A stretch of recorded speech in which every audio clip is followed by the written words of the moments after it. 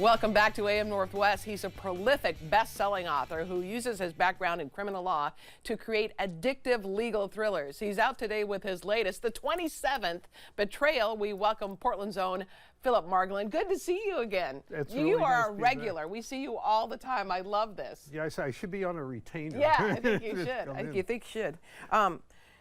Okay, so the book is number 27th. Again, I ask you this like I do every time. How do you do that?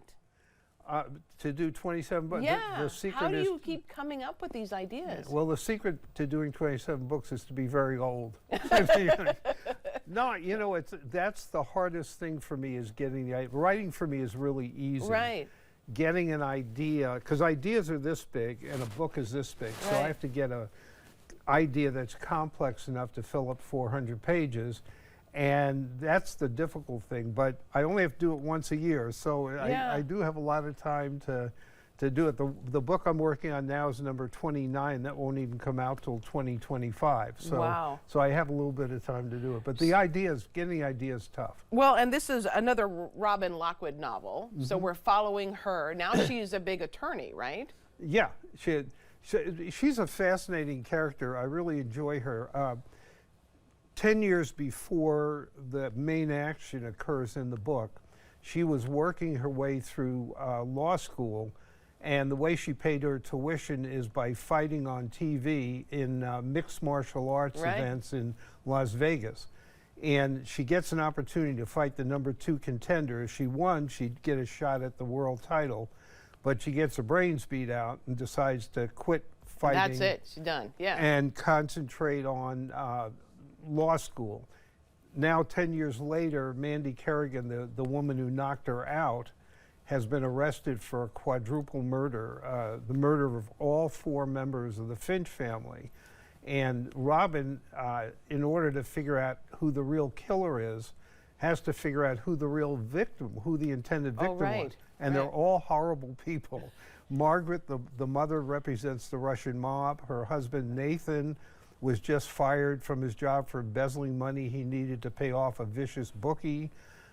In order to get that money, he's making designer drugs, which he's having his 21-year-old son sell, so the son's a drug dealer. Wow. And even 14-year-old Annie, who's the 8th grader, has dark secrets. Oh, wow. Okay, so are you getting some of these ideas from news stories, current events, things that are happening? This one, no. The way I got the idea for this one was I thought it'd be fun to have 4 people murdered and to figure out, for the reader to figure out who done it. Who did what? They have to figure out who was the intended victim. So that's a little different. Do you have like a bulletin board with index cards and this character over here is doing this character is doing this? No, I'm really anal, and that's from being a criminal defense lawyer and doing death cases and stuff. So I work with an outline, and I get the idea, which is, like I said, a tiny idea. 4 people get murdered, who's the intended victim? And then I'll spend months talking myself through the book in an outline. So by the time the outline's done, the book's written in shorthand. Okay. And then I've asked you this before, but I love this, is how do you find the names for all these people? So that's my deep, dark secret. I'm really lousy with names. I will stick my finger like in a phone. I used to, they don't have phone books anymore. So, but I'll just like look at a book, titles of books in my thing and say, oh, I'll use this last name. Okay. So it's one of the worst things. I'm really incompetent about doing names. Well, I'm still loving the fact that you put me as a character one time, and I was a Portland matriarch, which I love. So thank you for that. That was awesome. You dedicated the book to your granddaughter, who helped you describe a room in a teenager's room. So tell me, this is your granddaughter, right? Yep. Yeah, so Annie, one of the victims, is a 8th grader, and I had no idea what an 8th grade girl's room is going to look like. So I asked Marissa, I said, look, I want to give you a job. Can you describe an 8th grade girl's room for me? So the description in the book is all her work, I would never have been able to do it if she hadn't helped me out. That's so great. I love that you've included everybody. I mean, your kids are successful. Both your adult children are successful. Now your grandkids are doing well. Yeah. Do you see any future writers? Your daughter wrote one book with you. Yeah, Amy, my daughter, and I wrote Vanishing Acts, which was a YA.